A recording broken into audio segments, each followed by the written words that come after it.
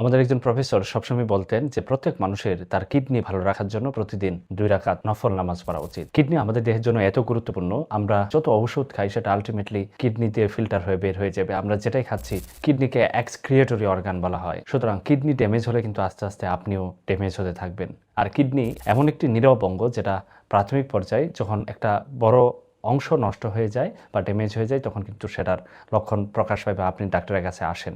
তবে কিডনি নষ্ট হওয়ার আগে আপনার বডিতে কয়েকটি গুরুত্বপূর্ণ সংকেত দেয়। সেই সংকেতগুলো সম্পর্কে যদি ধারণা রাখা যায় সেক্ষেত্রে আপনার কিডনি বেঁচে যেতে পারে কোনো জটিল কোনো খারাপ অসুখ থেকে। তার মধ্যে এক নম্বর হচ্ছে প্রস্রাবে যদি অতিরিক্ত পরিমাণ ফেনা হয়। আসলে ফেনা কেন হয়? কিডনির গ্লোমেরুলাস নামক একটা অংশ সেটা আমাদের রক্ত ফিল্টার করে। স্বাভাবিক অবস্থায় রক্তে বড় প্রোটিন বিশেষ করে অ্যালবুমিন থেকে যায়। যদি গ্লোমেরুলার ফিল্টার ব্যারিয়ার নষ্ট হয়ে যায় তখন আলটিমেটলি কিডনির গ্লোমেরুলার ড্যামেজ হবে। অ্যালবুমিন বা প্রোটিন প্রস্রাব দিয়ে বের হতে থাকবে, যেটাকে প্রোটিন ইউরিয়া বলা হয়, এবং ওই সময় প্রস্রাবে অতিরিক্ত ফেনা তৈরি হতে থাকবে। প্রস্রাবে ফেনা হচ্ছে কিনা এবং সেটা প্রোটিন লিক হচ্ছে কিনা সেটা কিভাবে বুঝবেন? এই ফেনা যদি বারবার হয়, যখনই প্রস্রাব করছেন তখনই হচ্ছে এবং সহজে সে ফেনা কমছে না, প্রায় প্রতিবার ফেনা হচ্ছে, সেক্ষেত্রে বুঝতে হবে এটা একটা অস্বাভাবিক কারণে হতে পারে। তবে শুধু ফেনা দেখে কিন্তু কিডনির রোগ নির্ণয় করা যায় না। 2 নম্বর যে লক্ষণ সেটা হচ্ছে আমাদের চোখের চারপাশে যদি ফোলা তৈরি হয় বা ফোলা ভাব থাকে, অথবা চোখের নিচে যদি ফোলা তৈরি হয় এবং এটা যদি সকালবেলা ঘুম থেকে ওঠার পরে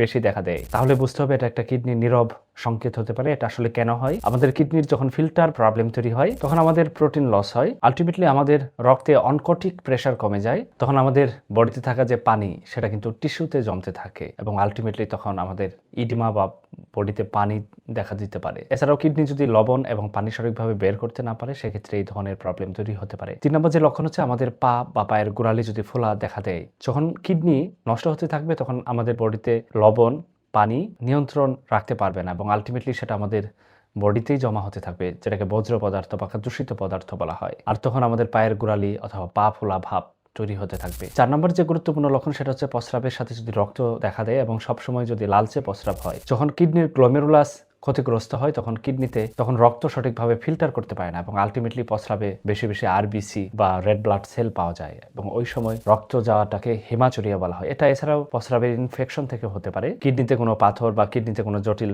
রোগ থাকলেও এই ধরনের প্রবলেম তৈরি হতে পারে। সবথেকে গুরুত্বপূর্ণ হচ্ছে প্রস্রাবের পরিমাণ যদি কম বা বেশি হয় সেক্ষেত্রেও কিন্তু এটা জটিলতা হতে পারে। কিডনি রোগে সাধারণত প্রস্রাবের পরিমাণ অনেক বেশি কমে যেতে পারে অথবা অনেক বেশি বাড়তে পারে। বিশেষ করে রাতে ঘুমানোর সময়গুলোতে বেশি বেশি প্রস্রাব হলেই বুঝতে হবে এটা একটা কিডনির সংকেত হতে পারে। রাতে বেশি বেশি প্রস্রাব হওয়ার কারণ কি? 1 নম্বর হচ্ছে ডায়াবেটিসের কারণে হতে পারে। 2 নম্বর হচ্ছে পুরুষের যদি প্রস্টেট গ্রন্থি বড় হয়ে যায়। 3 নম্বর হচ্ছে হার্ট ফেলিওরে এই ধরনের প্রবলেম হয়। ঘুমের ত্রুটি হয়, সেক্ষেত্রে এই ধরনের জটিলতা দেখা দিতে পারে। সবথেকে গুরুত্বপূর্ণ হচ্ছে অতিরিক্ত ক্লান্তি এবং দুর্বলতা। এটা একটা কিডনি রোগের লক্ষণ হতে পারে। কিডনি কিন্তু শুধু প্রস্রাবই তৈরি করে না, ইরাইথ্রোপোয়েটিন নামক এক ধরনের হরমোন তৈরি করে, যেটা আমাদের হাড্ডিতে থাকা যে বোন মেরু সেটা বোন মেরুকে আরবিসি বা রেড ব্লাড সেল তৈরি করতে সাহায্য করে। কিডনি যদি দীর্ঘদিন যাবত ক্ষতিগ্রস্ত হয় সেক্ষেত্রে ইরাইথ্রোপোয়েটিন প্রোডাকশন কমে যাবে, আলটিমেটলি বোন মেরু থেকে রক্ত উৎপাদন যেটা আরবিসি উৎপাদনের সংখ্যা কমে যাবে, আলটিমেটলি রক্ত স্বল্পতা তৈরি হতে পারে। হঠাৎ করে যদি ক্ষুধা কমে যায় বা সবসময় বমি বমি ভাব লাগছে, এটাও কিন্তু কিডনি জটিলতার কারণে হতে পারে। কারণ কিডনি যখন ওয়েস্ট প্রোডাক্ট বের করতে না পারে আমাদের বডি থেকে তখন রক্তে ইউরিয়া বা অন্যান্য ওয়েস্ট প্রোডাক্ট সেটা বাড়তে থাকবে। আলটিমেটলি খাবারের অরুচি, বমি বমি ভাব, মুখে অস্বাভাবিক টেস্ট, ওজন কমে যাওয়ার মতো প্রবলেম তৈরি হতে পারে। সুতরাং আপনার কিডনি নষ্ট হয়েছে কিনা সেটা বুঝতে চাইলে 5টি পরীক্ষা করতে হবে। তার মধ্যে 1 নম্বর হচ্ছে সেরাম ক্রিয়েটিনিন। এটা দেখে সাধারণত বোঝা যায় আপনার কিডনির ফিল্টার সক্ষমতা আছে কিনা। 2 নম্বর হচ্ছে ইজিএফআর, যেটাকে এস্টিমেটেড গ্লোমেরুলার ফিল্ট্রেশন রেট বলা হয়। কিডনি কত লিটার রক্ত ফিল্টার করতে পারছে সেটা নির্ণয় করে। আসলে এই টেস্ট দিয়ে বোঝা যায় যে আপনার কিডনির ফাংশন কতটা সক্ষম। 3 নম্বর হচ্ছে ইউরিন ফর এসিআর, যেটা দিয়ে বোঝা যায় যে অ্যালবুমিন কি পরিমাণে যাচ্ছে। এছাড়াও রক্তচাপ এবং কিছু ইউরিনের রুটিন টেস্ট করে সাধারণত নির্ণয় করা যায় যে আপনার কিডনি সঠিক রয়েছে কিনা। আপনার বডিতে একসাথে যদি 2টি লক্ষণ থাকে তাহলে বুঝতে হবে আপনার কিডনির জটিলতা হয়েছে। তার মধ্যে 1 নম্বর হচ্ছে যদি প্রস্রাবের ফেনার সাথে পা ফোলা থাকে তাহলে এটা একটা কিডনি রোগের লক্ষণ,